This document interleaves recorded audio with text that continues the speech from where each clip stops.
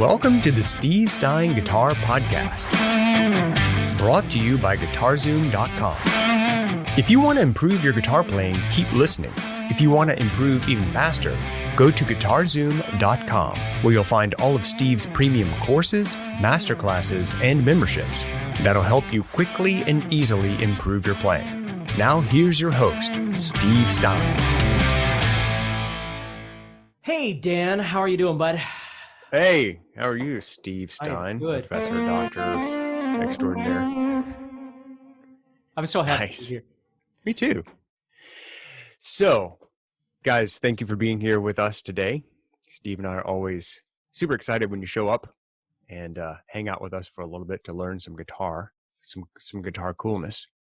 Today we're doing a creative soloing workshop for you. And we're going to be talking about all things soloing and how to make your solos more creative, how to help your solos not sound like a scale, how to use your entire fretboard, how to use all different types of articulation and techniques to make your solos more creative and more musical. That's the whole goal of the Creative Soloing Workshop. So if you want to learn that, stay with us. If you want to learn it even faster, you can check out Steve's new course. It's called Creative Soloing, and it's available at GuitarZoom.com. Take it away, sir. How are you? I am good, buddy. How are you? Good, man. Good. This is a super exciting workshop. Oh, and by the way, before we get to 100% started, I want to let everybody know, please put your comments in the box there, wherever you're watching this. Most folks on YouTube, could be Facebook, a lot of other places. Put your comments in there. Steve and I will try to answer them as we go here. Also, if you have, if you're not subscribed, you want to go ahead and do that. You'll get notified. Make sure you turn on the notification button. You'll get notified of all of the creative workshop sessions that we're going to be doing for you. Also, we will compile all these in a nice playlist for you, and they'll be available for you on the channel. So you can go there. If you missed any previous ones, if you can't make it to the next one at this specific time, then they'll be there for you in the playlist. So make sure you subscribe and hit the notify button if you would like to be notified next time. Cool? All right. Sorry to interrupt you, buddy. Go ahead. No worries. Okay, so the first thing we're going to start off this whole thing with is a technique that I call meandering. And the reason is if you think about, as guitar players, when we learn scales, we learn what we learn is great. But the downside to doing what we do is that we practice the way our instructor or the way the video tells us, and so we're actually doing the right thing, but we're not being creative. So if you think about it this way, like if I was to take a scale, let's say I was just going to take G minor pentatonic, right? So I take G minor pentatonic, and I'm taught to practice going up and down that scale, right? And I might do some other exercises or whatever.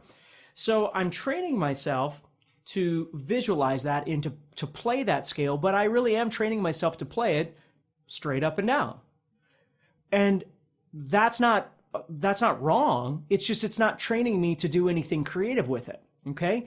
So, and it doesn't matter whether you're playing pentatonic or diatonic or whatever it is you might be doing. If you just practice going up and down all the time, of course, you're creating muscle memory and brain memory, and this is what you're doing. So what meandering does is it tries to break you out of that by forcing your brain to constantly sort of juxtapose the ideas that you've got.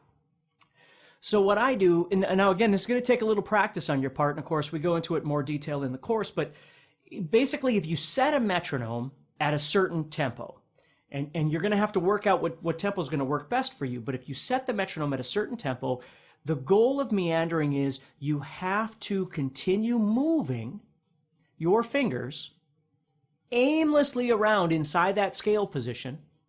You cannot stop. If you stop, especially if you continue stopping, like if you get started again and then your brain freezes, the tempo's too fast. And I'll show you what meandering is in a second, and then you can try it and see what I mean. But oftentimes one of the number one problems for guitar players is that we try and do everything too fast. Everything's always done too fast. And the trick of this is to train your fingers to go anywhere at any time inside that scale that you're studying without having to stop. So if you find yourself stopping over and over and over, tell yourself, I got to slow this down and try it again. So what I've got is I've got a metronome set at 100 beats per minute. Let me start that for you just to hear, so you can hear it.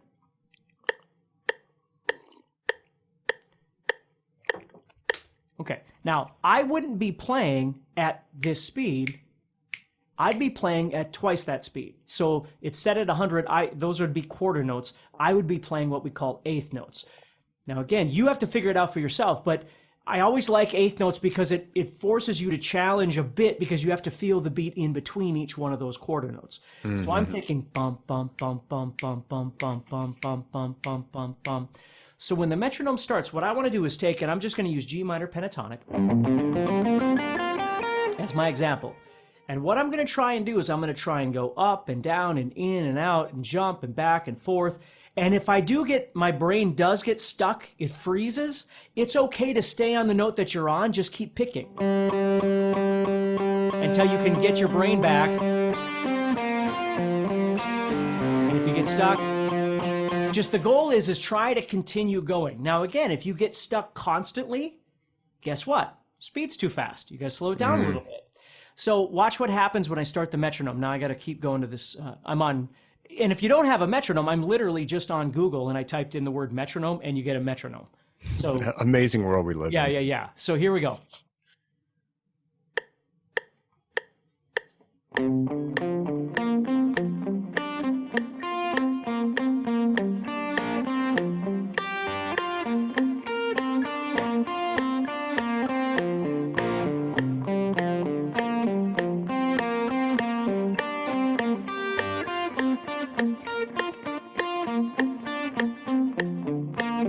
Now, it's aimless. It doesn't have a musical direction, that sort of thing. Again, there's no chords underneath me. All I'm trying to do is train my body, train my mind, train my fingers to be able to move around at will to different places. So instead of going...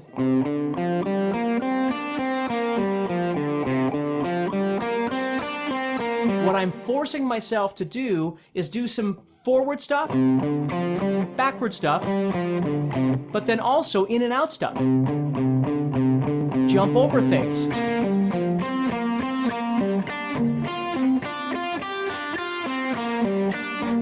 Okay? So it's not about all these other things you think about.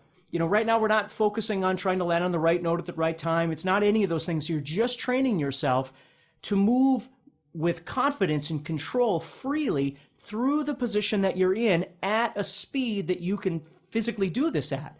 If you keep trying it and you keep failing, again, I'm not being offensive, but don't try and be a superhero. Lower down the tempo, find the speed that works for you. Lying to yourself never does you any good. It's just eventually it'll catch up to you. So the goal is you got to really figure out what that is. I don't care if you set the metronome at 60 beats per minute. It doesn't matter.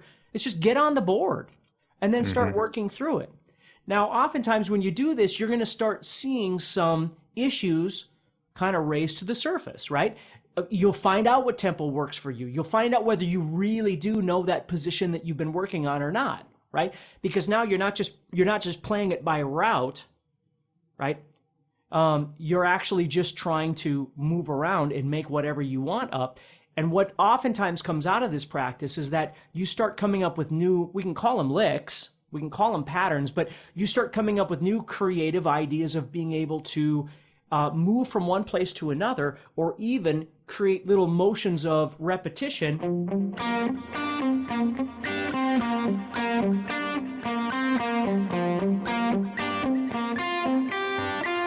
Because if you become aware of something and you go, hey, I kind of like that, it's okay to repeat it. It's okay to do whatever you want. The goal is just, number one, don't stop. And number two, don't just play it all the way up and all the way down. You can't just sit and play scales up and down like that. Very cool technique. Yeah, it's really effective. And you call this meandering. Yeah, because basically what you're trying to do is turn off your thinking brain. And you're just going into what we would call, for lack of a better term, the improvisatory side of your brain, where you're just allowing things to happen. Now, in a real improvisation, of course, there is thought process and there is direction and there is all these other things would happen, but they stack on top of what you're doing right now. Because in order to be able to take and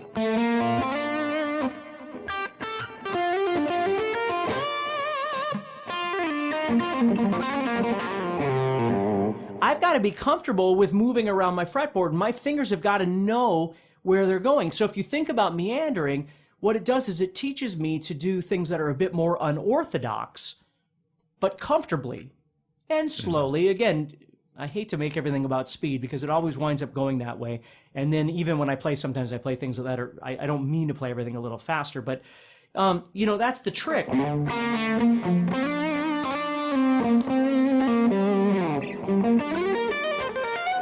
You got to be comfortable.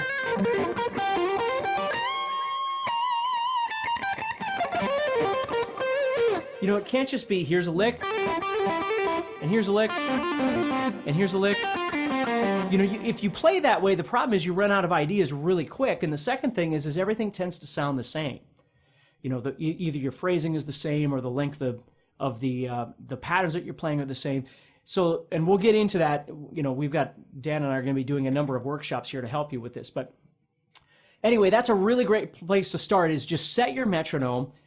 Preferably, if you can, set it so whatever it's clicking at, you're going to go twice that fast. Bum, bum, bum, bum, bum, bum, bum. Even if you set it here. Dun, dun, dun, dun, dun, dun, dun, right? Just get on the board. That's the trick. And start learning.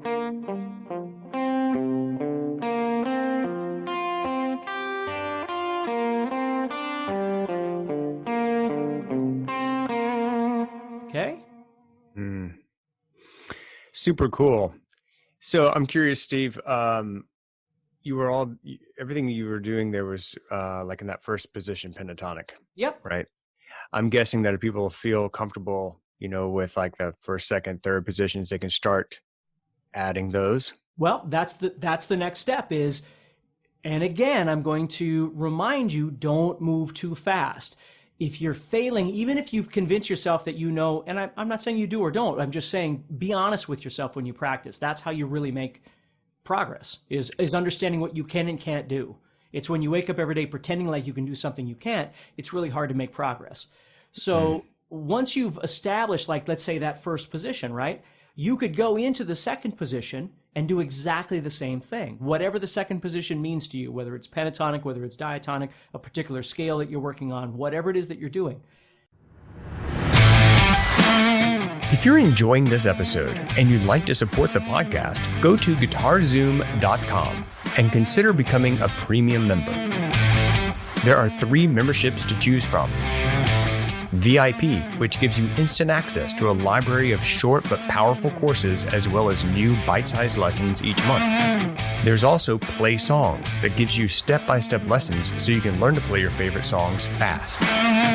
And finally, there's Masterclass, university-level training on everything from soloing to music theory, from blues to home recording. For more info about these memberships and all the premium courses available to you, go to GuitarZoom.com. Now back to the podcast. Now, don't get me wrong. I'm not saying you shouldn't practice your scales up and down. That's perfectly fine. It's just a different technique and it's a different purpose. So when you're doing that, your metronome more than likely will be higher, quite a bit higher probably, than what you're doing when you're meandering. There are 2 separate things that you could practice. Okay? So if I was to move to the second position, for instance,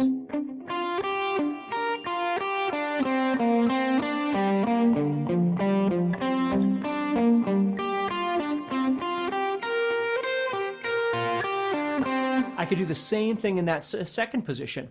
And the great thing is, again, I have so many students that I always call all or nothing. Humans tend to be all or nothing. Either we don't do anything or we just go crazy until we drive ourselves crazy trying to do everything. So the trick with this is maybe you only really know 2 positions. You've been learning 4 positions, but you really, really know 2 positions. Okay? Well, if the time came for you to actually jam with other musicians in a band or a jam or a performance or something like that, you're better off knowing 2 positions really well that you can really control than you are sort of kind of maybe knowing 4 positions, but you're not really sure, and then you hit wrong notes, and then you get freaked out, and the whole the vibe changes. You're always better off going with what you know. So if you knew, let's say you knew the first position of G minor pentatonic, and the second position really well, and you were practicing this. Here's the really wonderful thing then, is you start learning to maneuver back and forth with meandering as well.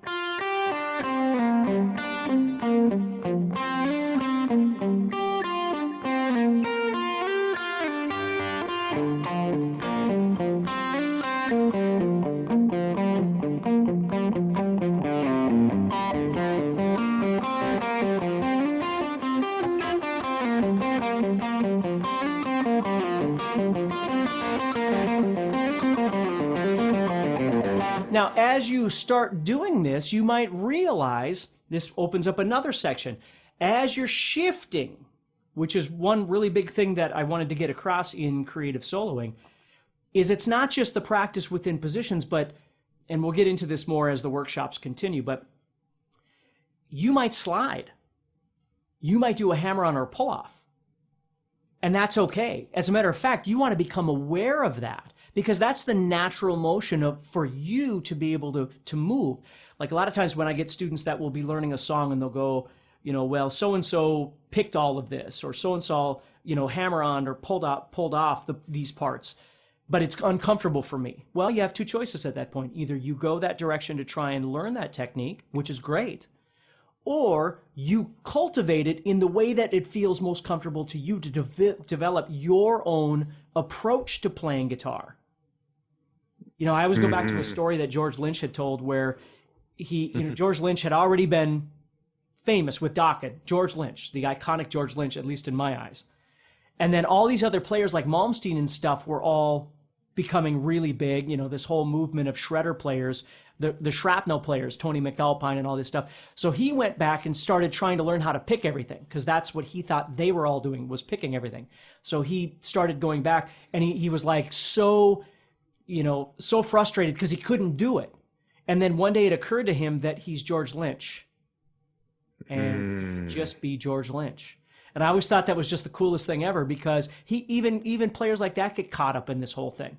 And so instead of trying to become something he isn't, he realized he should just be himself. So I just always really try and encourage that, because if you find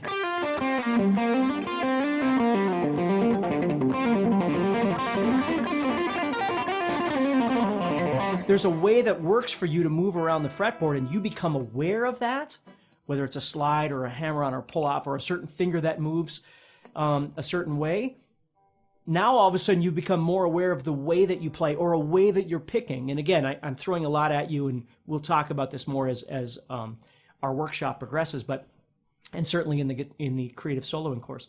But those are the things you want to come to light. That's kind of the secondary win of this meandering aspect when you start putting positions together.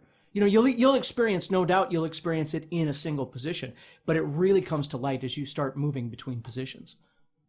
Awesome.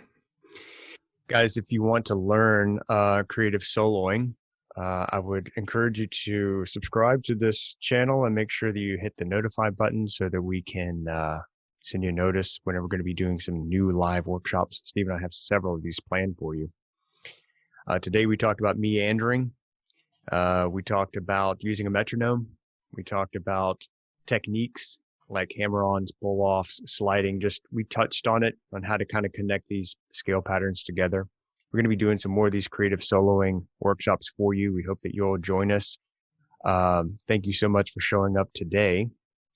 If you enjoyed this, please like, share, comment, subscribe, all that good stuff. And if you'd like to get the course, Steve's new course, it's called Creative Soloing. Goes through all of this stuff, and I'm telling you, we just scratched the surface on everything that you'll get in the course. Today, meandering is just one of these many concepts that Steve talks about in the course. And for me, Steve, you get to kind of a point in your playing where you're not trying to learn everything. You're just trying to learn like one thing well. And so when I think about people that may be on the fence about, investing in this course, first of all, it's very affordable. But secondly, you don't have to learn everything in the course. You could just learn like one thing really, really well that completely changes your playing. Do you agree with that?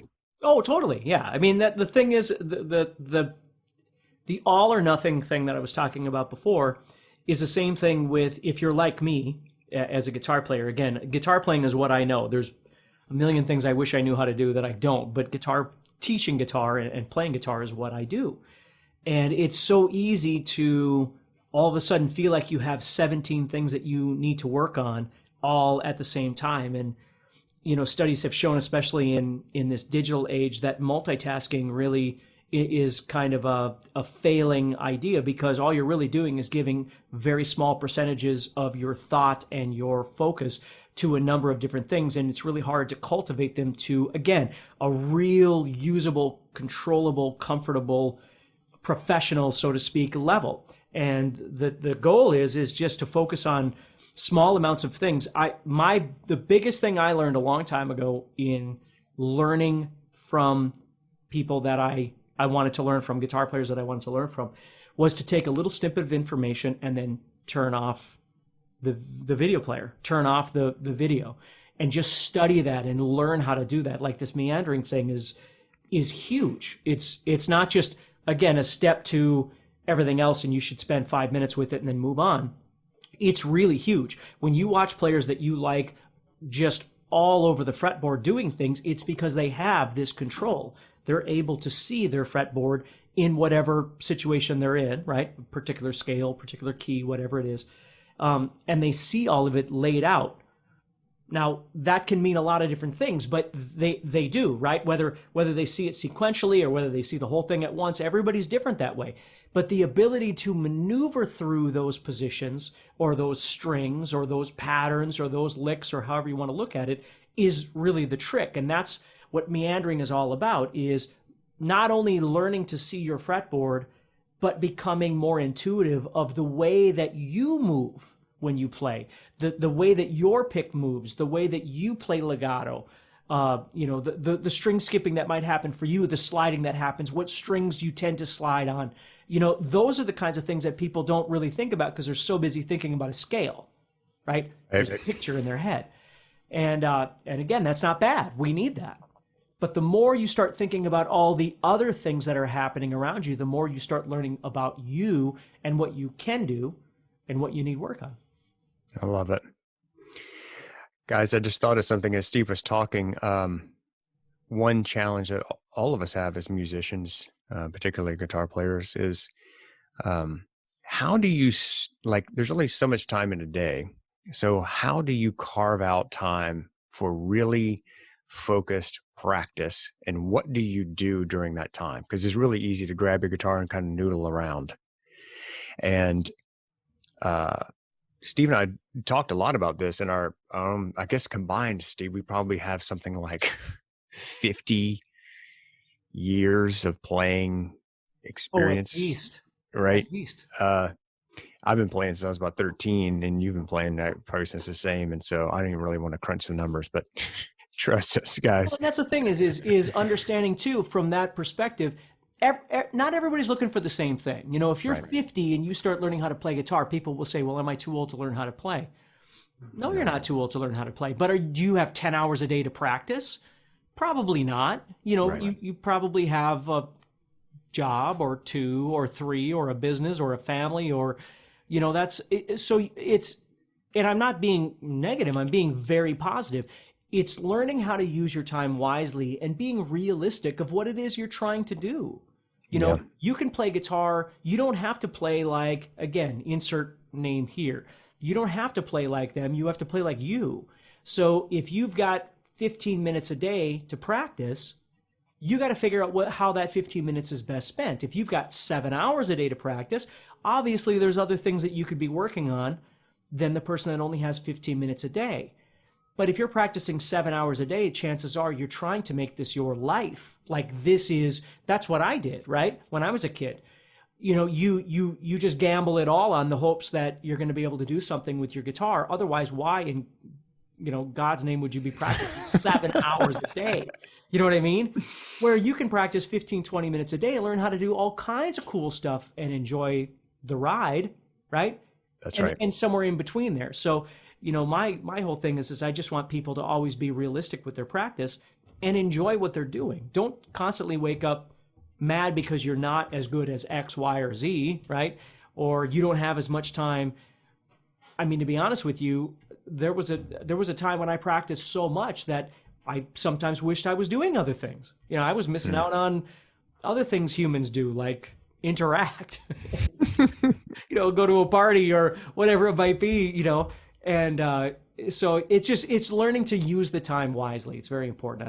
I don't mean to go off at a tangent, but no, it's a great tangent because I think it's something that's not discussed enough. We like to talk about techniques and scales and strumming patterns and all these things, but we actually sometimes forget to talk about how do you practice? Like, what do you do when you sit down? And Steve, actually, I don't know if you remember this, Steve, you actually created a course called the Ultimate Practice Routine, and it's available also, guys, for you at GuitarZoom.com. And the Ultimate Practice Routine, that entire course is dedicated to teaching you how do you structure your practice time based on your goals. What are you trying to accomplish? Are you just starting out? Are you trying to make this your career? And what's the most effective way to use the time that you're going to carve out each day? Talk about things like having a practice space, like having a place that you actually go to in your home that's dedicated to your practice, having a specific day and time that you're like, okay, I know I can dedicate Monday, Wednesday, and Friday from 5 p.m. to 6 p.m. to practice. And so I'm going to walk into that practice room or that practice space or my bedroom or wherever you keep your guitar and your setup, pick up your stuff and get going at that time. And then what do you actually do during that time? Do you have a warm-up session? Do you have a stretching session? Like, what do you do? That course, I think, is something we probably don't talk enough about, is that Ultimate Practice Routine, which teaches you how to do all that. So if that's something you're interested in, you need help with, that's available for you also. Guys, the new course is called Creative Soloing. Steve's new course, it's like all of his courses, awesome. Available at GuitarZoom.com. Steve, thanks again, man. This has been an awesome session, and I'm looking forward to doing some more with you. Guys, thank you so much for being here. We really appreciate all your comments. We appreciate all of your support, and we'll see you in the next Creative Soloing session. Thanks again for being here. All right, everybody, take care. Next time on the Steve Stine Guitar Podcast.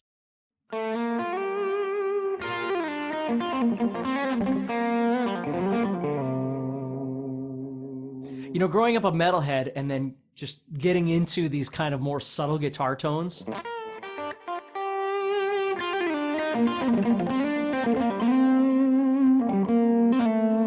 I just love it. It's fun. It's beautiful. Yeah, it's cool. Steve Stine, thank you for being here, sir. You are most welcome. Guys, thank you for being here. Hey, Steve Stine here from GuitarZoom.com, and thank you so much for listening to this podcast. If you enjoyed this episode, can I ask you a favor? Please subscribe, leave a review, and share it with a friend. Your feedback means more to me than you'll ever know. And be sure to check out my YouTube channels where you'll find over 1,000 videos to help you with your guitar playing. Thanks again for listening. Stay positive, keep playing, and keep having fun. If you'd like some help with your guitar playing but you're not sure how to get started, go to GuitarZoom.com and look for the Help Me Choose survey. By answering a few simple questions, you'll get Steve's personal recommendation of the perfect course for you. All this and more is available for you at GuitarZoom.com.